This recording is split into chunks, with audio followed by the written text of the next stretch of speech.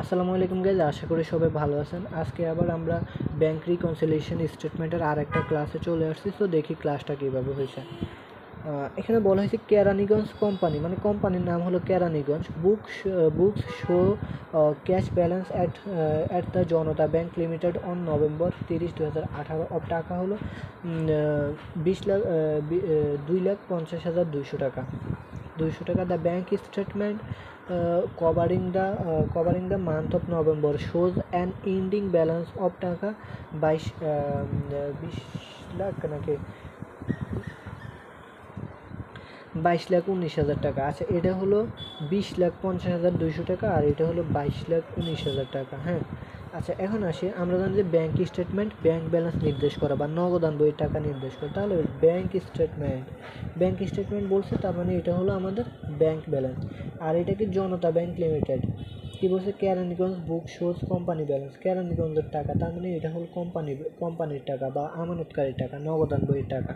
এখন আসি দুই পাশের টাকা আমরা পেয়ে গেছি। এখন এগুলো বলছে যে সমন্বয় করতে। এখন আসি 1 নম্বরে বলছে এ ডিপোজিট অফ টাকা এত টাকা। ডিপোজিট যেহেতু বলছে, ডিপোজিট ইন ট্রানজিট, কোনো কথা নেই, ব্যাংকের সাথে যোগ এটা। এরপরে বি নম্বর হচ্ছে check written in November but not charged to November bank statement. এখন আমাদের এখানে বলছে একটা চেক হলো নভেম্বরে, কিন্তু সেটা নভেম্বরে চার্জ করা হয়নি ব্যাংক স্টেটমেন্ট। তার মানে আমরা এটা বলতে পারি অপরিশোধিত চেক বা বকেয়া চেক। নভেম্বরের চেক নভেম্বরে চার্জ করা হয়নি, তার মানে এটা বকেয়া চেক, অপরিশোধিত চেক বা আউটস্ট্যান্ডিং চেক। তাহলে আউটস্ট্যান্ডিং চেক আমাদের কি হয়, ব্যাংক থেকে বিয়োগ হবে। সো এটা আমরা ব্যাংক থেকে বিয়োগ করে দেব। এই তিনটা আমরা ব্যাংক থেকে বিয়োগ করে দেব। আমরা যদি অ্যান্সারে দেখি, এই যে আউটস্ট্যান্ডিং চেক, তিনটা আমরা নিচে এভাবে বিয়োগ করে দেব।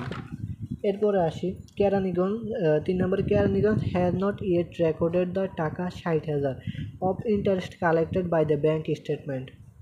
এরপরে বন্ড সেড, এইটা যাই হোক, এটা দরকার নেই। আমাদের বলছে Keraniganj has not yet recorded, এখনও রেকর্ড করেনি 60,000 টাকা ইন্টারেস্ট কালেক্টেড। আচ্ছা, ইন্টারেস্ট কালেক্টেড হলে আমাদের এটা কী হয়, নগদান বইয়ের সাথে যোগ হয় না। আমরা জানি যে কোনো টাকা বৃদ্ধি পেলে নগদান বইয়ের সাথে যোগ হবে, টাকা হ্রাস পেলে বা মাইনাস করলে বা কমলে নগদান বই থেকে বিয়োগ হবে। এখন ইন্টারেস্ট কালেক্ট করছে, টাকা আসছে, নগদান বইয়ের সাথে যোগ হবে। এখন সে যে এটা কালেক্ট করছে সেটা এখনও কী করে রেকর্ড করেনি, তার মানে আমরা এখন রেকর্ড করে দিব। যেহেতু আমাদের যোগ হওয়ার কথা ছিল, সে এখনও এটা যোগ করেনি, তার মানে আমরা যোগ করে দিলে তো হয়ে গেছে নাকি। তার মানে আমরা এটা নগদান বইয়ের সাথে এই ইন্টারেস্ট কালেক্টেড বাই ব্যাংক 60,000 টাকা যোগ করে দিয়েছি। এরপর ডিপোজিট ইন ট্রানজিট, এটাও আমরা করি 3,68,000 টাকা। এই যে আমাদের ক্যাশ ব্যালেন্স হলো 22,19,000 টাকা, আর এটা হলো 20,50,200 টাকা। এখন আসি, তাহলে আমাদের এই পাশে গেল এগুলো মানে বেসিকটা পারলে ম্যাথটা একদমই ইজি। এক্সাম হলে 5 মিনিটের বেশি লাগবে না, 5 মিনিটও লাগবে না বলতে গেলে, জাস্ট গড়টর করা লেখাতে আর কি, একদম ইজি। ব্যাংক সার্ভিস চার্জ মানে কি, আমাদের নগদান বই থেকে বিয়োগ হয়। আমরা বেসিক ক্লাসে এগুলো বলছি। সো নগদান বই থেকে আমরা বিয়োগ করে দেখা মাত্র, সার্ভিস চার্জ মানে কি, নগদান বই থেকে ক্যাশ বুক থেকে বিয়োগ, শেষ। এরপরে হচ্ছে, মানে এখানে বলছে কি নট ইয়েট রেকর্ডেড, মানে এখনও রেকর্ড করা হয়নি, তার মানে সার্ভিস চার্জ বিয়োগ করার কথা ছিল, এখনও বিয়োগ করেনি, তার মানে আমরা এখন বিয়োগ করে দিলে তো ম্যাথ শেষ নাকি। তো আমরা এখন বিয়োগ করে দিচ্ছি 1,800 টাকা, শেষ, নগদান বই থেকে। এরপরে আসি one of Keraniganj customer check for 22,000 was return with the bank statement and marked NSF check. একটা অর্থাৎ কেরানীগঞ্জ কাস্টমার্সের একটা চেক, 22,000 টাকার একটা চেক রিটার্ন করছে, এবং সেটা কী হিসেবে মার্কড করছে, এনএসএফ চেক হিসেবে। তাহলে আমরা যেটা এনএসএফ চেক পেয়ে গেছি, এটা কি কোথায় যায়, এটা নগদান বই থেকে বিয়োগ হয়। আমরা জানি যে এনএসএফ চেক বা নট সাফিসিয়েন্ট ফান্ড, এটা হলো প্রত্যাগত চেক, নগদান বই থেকে এটা বিয়োগ হয়। কী হয়, নগদান বই থেকে এটা বিয়োগ হয়। এই সাধারণে আমরা এই এন্ট্রিটা ধরতে পারলে ম্যাথ শেষ। সো আমরা এইভাবে করবো এনএসএফ চেক, তো এটা আমরা থেকে নগদান বই থেকে বিয়োগ করে দেব।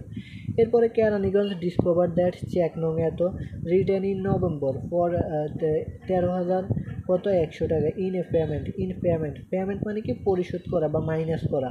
আমাদের এই উপাদানগুলো বা এই থিমগুলো ধরতে পারলে আমাদের ম্যাথ শেষ। হ্যাঁ, পেমেন্ট করছে অফ অ্যান অ্যাকাউন্ট পেয়েবল, অর্থাৎ কেরানীগঞ্জের একটা চেক কী করছে 13,100 টাকা পেমেন্ট করছে, কিন্তু হ্যাড বিন ইনকারেক্টলি সেটা কী করছে রেকর্ড করা হয়েছে বইয়ের মধ্যে 31,100 টাকা। অর্থাৎ কথা ছিল তার 13,100 টাকা পেমেন্ট বা পরিশোধ বা মাইনাস করার কথা ছিল, সেখানে বইয়ের মধ্যে নগদান বইয়ের মধ্যে কত টাকা মাইনাস করছে 31,100 টাকা। তার মানে সে কত বেশি মাইনাস করছে, আমরা যদি সেটা দেখি, এই যে 18,000 টাকা সে মাইনাস করছে বেশি। তার মানে যদি বেশি মাইনাস করে থাকে তাহলে যদি আমরা যোগ করে দিই তাহলে সেটা কারেকশান হয়ে যাবে। এখন যদি আমরা আরও 18,000 টাকা মাইনাস করি তাহলে তো আরও বেশি মাইনাস হয়ে যাবে, রাইট? আমাদের 13,100 টাকা মাইনাস করার কথা ছিল, সেখানে মাইনাস করছে 31,100 টাকা।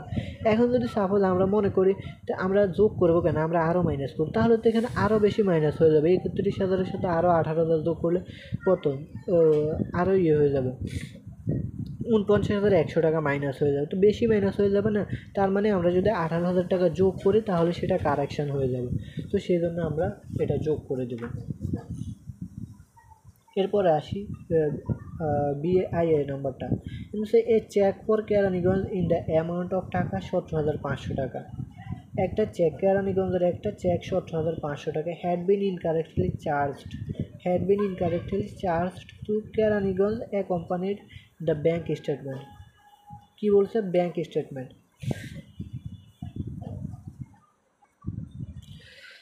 স্টেটমেন্ট যেহেতু আমাদের এখানে বলছে তার মানে এটা ব্যাংকের ভুল। কী ভুল? ব্যাংকের ভুল। কেরানীগঞ্জের একটা চেক ইনকারেক্টলি কী করছে, কেরানীগঞ্জে আরেকজনের নামে সেটা করে দিয়েছে। আমরা ওই যে 3 নম্বর না জানি 4 নম্বর ক্লাসে শিখছিলাম যে কেরানীগঞ্জের একটা চেক অন্যজনের নামে লিখে দিয়েছে, ঠিক একইভাবে এখানেও কী করছে, ইনকারেক্টলি চার্জ করছে, কেরানীগঞ্জের নামে যোগ না করে অন্য কারোর নামে যোগ করে দিয়েছে। একটা চেক কাস্টমার থেকে সাপোজ পাইছে, এখন ব্যাংকে সেটা কেরানীগঞ্জের নামে যোগ করার কথা ছিল, ব্যাংক সেটা কী করছে, ভুলে আরেকজনের নামে যোগ করে দিয়েছে বা ইনকারেক্টলি করছে, মানে কেরানীগঞ্জের বইয়ের মধ্যে করেনি। তার মানে এখন আমাদের কী করতে হবে, কেরানীগঞ্জের বইয়ের সাথে যোগ করতে হবে 17,500 টাকা। এটা কার ভুল ছিল? ব্যাংকের ভুল, কারণ বাই দ্য ব্যাংক স্টেটমেন্ট, যেহেতু এটা ব্যাংকের ভুল ছিল তার মানে এটা ব্যাংকের সাথে যোগ করে দেবো আমরা। সো এই যে আমাদের অ্যান্সারটা হলো এখানে, এই যে এটা কি, error check incorrectly charged by bank 17,500 টাকা।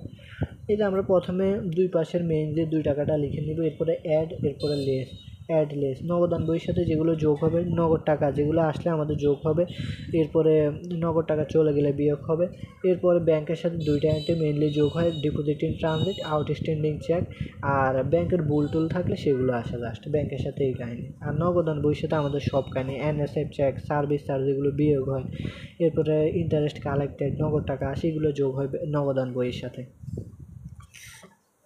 এটা হলো ব্যাংক বুক আর এটা হলো ক্যাশ বুক।